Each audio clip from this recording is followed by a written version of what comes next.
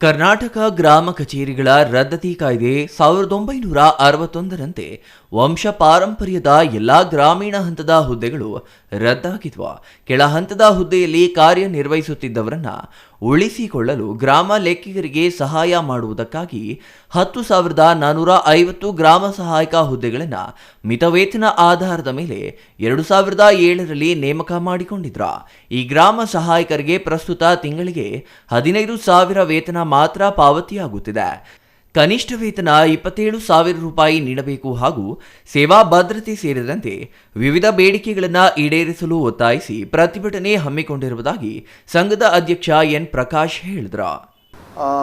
9/6/2025ರಂದು ಸ್ವಾತಂತ್ರ್ಯ ಉದ್ಯಾನವನದಲ್ಲಿ ಅನಿಶ್ಚಿತ ಅವಧಿ ಮುಷ್ಕರ ಹಮ್ಮಿಕೊಂಡಿರೋದ್ರಿಂದ ಎಲ್ಲ ನನ್ನ ಗ್ರಾಮ ಸಹಾಯಕ ಬಂಧುಗಳು ಆ ಒಂದು ಮುಷ್ಕರದಲ್ಲಿ ಪಾಲ್ಗೊಂಡು ಸರ್ಕಾರದಲ್ಲಿ ನಮ್ಮೊಂದು ಬೇಡಿಕೆಗಳನ್ನು ಏನು ನಾವು ಬೇಡಿಕೆಗಳು ನಮ್ಮದು ಇದೆಯೋ ಆ ಬೇಡಿಕೆಗಳನ್ನು ನಾವು ಈಡೇರಿಸಿಕೊಳ್ಬೇಕಾಗಿ ಎಲ್ಲರೂ ಕುಟುಂಬ ಸಮೇತ ಬಂದು ಅವತ್ತು ಆ ಒಂದು ಕಾರ್ಯಕ್ರಮದಲ್ಲಿ ಭಾಗವಹಿಸಬೇಕಂತ ನಮ್ಮೊಂದು ಮನವಿ ಮಾಡ್ತಾಯಿದ್ದೀನಿ ಎಲ್ರಿಗೂ. ಈ ಸರ್ಕಾರಿ ಕಂದಾಯ ಇಲಾಖೆಯಲ್ಲಿ ಗ್ರಾಮ ಸಹಾಯಕರಾಗಿ ನಾವು 45 ವರ್ಷಗಳಿಂದ ಕಾರ್ಯನಿರ್ವಹಿಸ್ಕೊಂಡು ಬರ್ತಾ ಇರ್ತೀರಿ. ನಮಗೆ ಈಗ ಗೌರವಧನ ರೀತಿಯಲ್ಲಿ ನಮಗೀಗ 15,000 ವೇತನ ನೀಡ್ತಾ ಇರ್ತಾರೆ.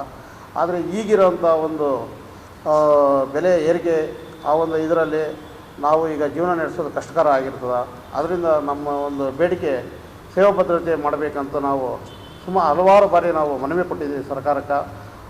ಈ ಕಳೆದ 2 ವರ್ಷಗಳ ಹಿಂದೆ ಬೆಳಗಾಂ ಅಧಿವೇಶನದಲ್ಲಿ ಕಂದಾಯ ಮಿನಿಸ್ಟರ್ ಆದ ಕೃಷ್ಣ ಬೈರೇಗೌಡ ಸರ್ ಬಂದು ನಿಮ್ಮೊಂದು ಬೇಡಿಕೆ ನಾನು ಅತಿ ಶೀಘ್ರದಲ್ಲೇ ಈಡೇರಿಸ್ತೀರಿ ಅಂತೇಳಿ ಅವತ್ತು ನಮಗೆ ಆಶ್ವಾಸನೆ ಕೊಟ್ಟು ಅದು ಇದುವರೆಗೂ ಇನ್ನೂ ಈಡೇರಿಸಿರೋದಿಲ್ಲ. ಆದ ಕಾರಣ ನಾವು ಇವಾಗ ಈ ಒಂದು ಮುಷ್ಕರ ಹಮ್ಮಿಕೊಳ್ತಾ ಇದ್ದಾರೆ.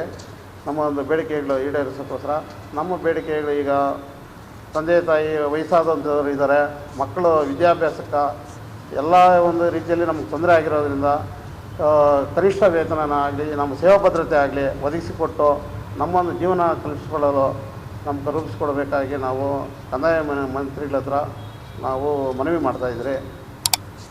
Thoudanahalli Ramesh, CTV news, Chikkaballapur.